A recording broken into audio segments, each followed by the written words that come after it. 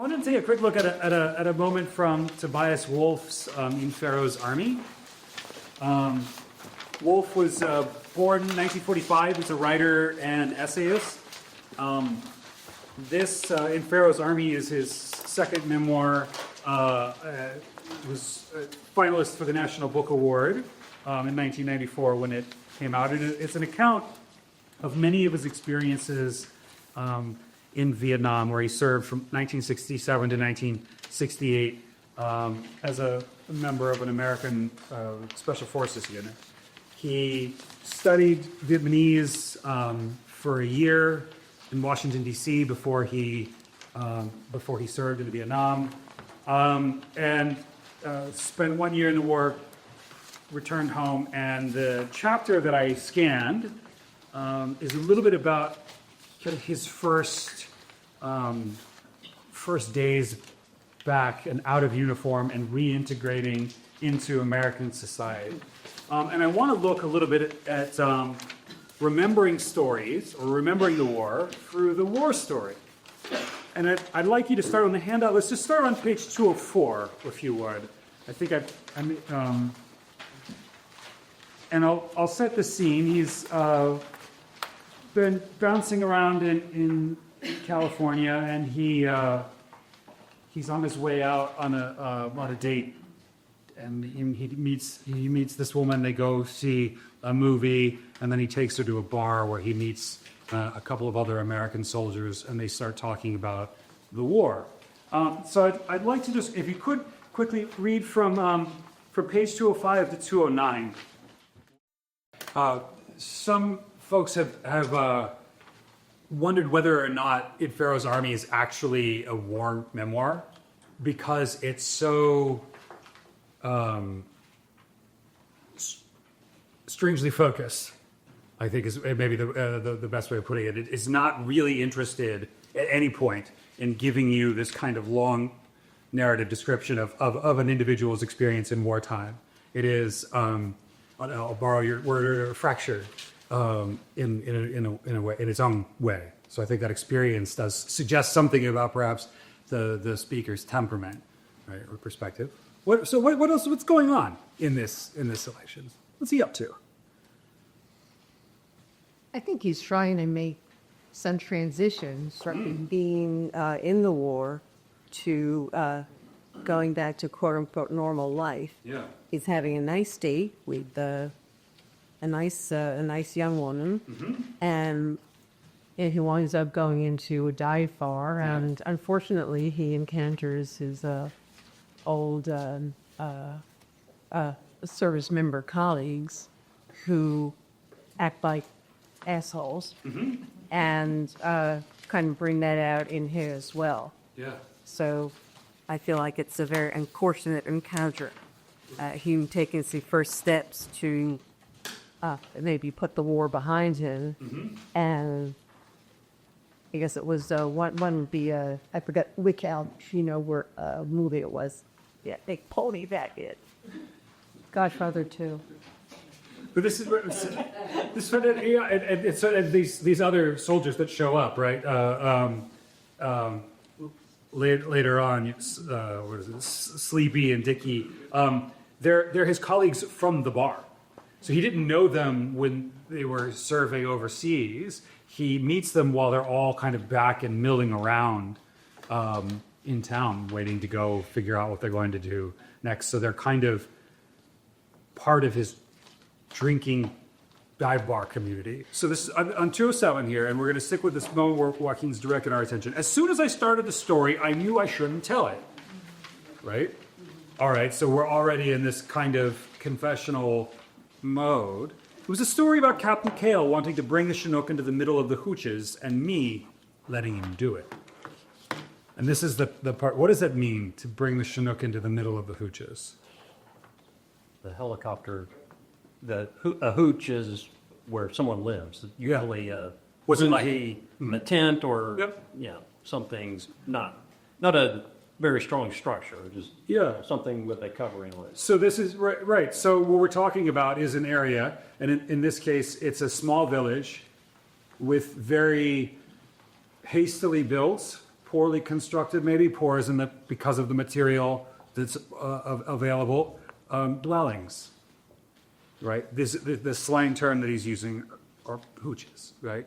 A Chinook is a 16-ton helicopter, right? With 2 sets of counter-rotating blades.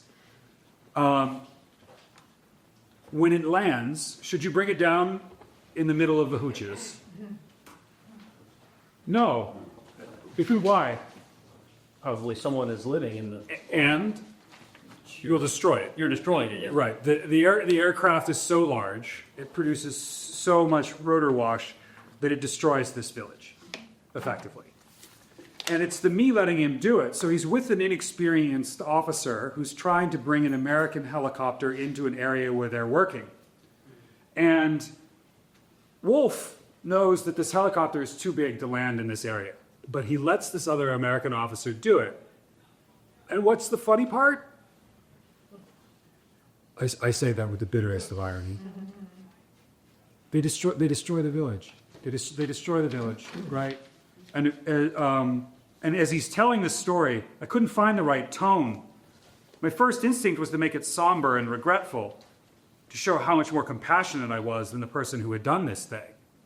He's the one who let this happen. He saw it. He could have prevented it. He chose to let it go, just to hang the captain out to dry, right?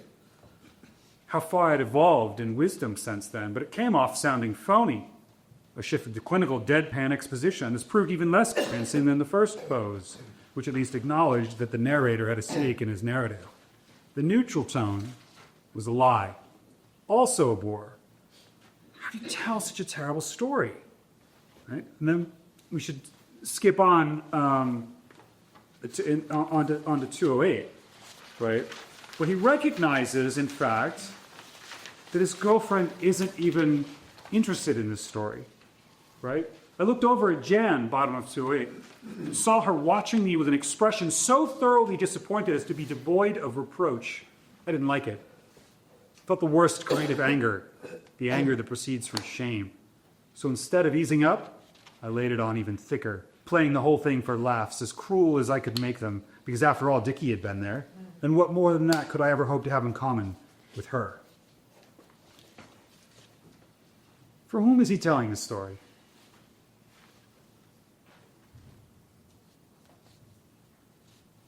Like who's the audience? Sure, yeah. Not just the hearer, right? He's directing it to somebody in particular.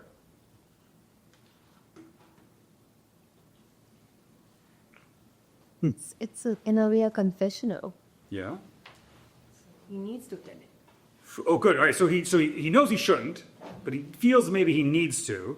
I think that's part of it. Like, because then again, there's also the other act of telling it in this memoir, right? Again, telling it again. Is this for Jan? For Dickie and Sleepy? For himself? I think it's conscious. But For right. So on the one hand, right? Maybe he's telling it to like if his girlfriend isn't interested, if she's just going to judge him, he's going to tell it to this asshole. I think is in the truest description of it, right? Because at least he'll understand because he gets it, right? If it's a guy he doesn't like, he's going to ignore his girlfriend. He's going to try to impress this dude that he doesn't even like. But then maybe not. Maybe what it really is about is his own inability to come to terms with what he did at some level, right? Back to the confessional moment, back to this notion of how does he feel about this event? I think he's telling it for himself to prove his equivalency to Dickie, to tell Dickie he's just as crude as he is.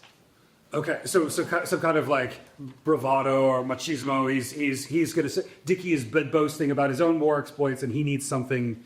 He's going to make it as bad as he can make it sound to try to impress this other guy. Something like that. Not to impress him, but to prove to him that he counts too. Okay. All right. So But he also had an experience in Vietnam. all right, worth sharing. Yeah. Good. I kind of think it's like a little like the emperor perverse. Yeah. Like he can't control himself. Like he has that fight I can't remember where it is, right? He has a fight with somebody on the Berkeley campus, and he doesn't even know why he's getting upset. And then he's not even hearing what he's saying. He's not hearing what the other guy is saying. And I just think he's trying to figure out how to get back into society, but there's stuff inside of him he can't control. He's in constant battle with his conscience. Yeah. We're going to come, if you're around next week, we're going to come back to this moment on the Berkeley campus next week, but yes, good. Right, but okay, again, so I wonder, and I want to bring Nguyen back into this conversation here, right? To what extent can we think of Wolff's memoir, this moment, this really ugly moment in Wolff's memoir, as working through some of the concerns Nguyen points out in Nothing Ever Dies, right? In this notion of the battle for memories, the second fight, yeah. I think it's the page to go said in the last paragraph. Yeah. How do you tell such stories? Of course, is when your memory, somebody's telling the story. Yeah. And so how do you tell such, wars are terrible. How do you tell such a terrible story? You have problems of recollection, of tone, ethical problems, and then it goes on the next page also. Yes. Oh, I love it. And again, we're back in the. How is it? How can you tell such a terrible story? Or is it no? Wait. How? Like, what's the right tone? What are the right words? I mean, we're in that kind of mode, because on the one hand, this is not a story that makes that covers Tobias Wolff in glory, right? But he includes it in his memoir because it's important to him. How can he do that, right? Well, there's something about that project. I don't. We shouldn't paper over the circumstances that he's recounting for us, but there's something interesting, I think, in this question of how we tell any war story at all. Did you? I have the impression that Dickey has heard this story before, and that he's kind of egging the narrator on to tell it, and that the narrator is going along with it against his better judgment, and that he's ashamed of what happened, and he's angry at himself about what happened, and in the after of retelling the story that he says, I really shouldn't be telling this story. He's getting even angrier at himself and more ashamed of himself.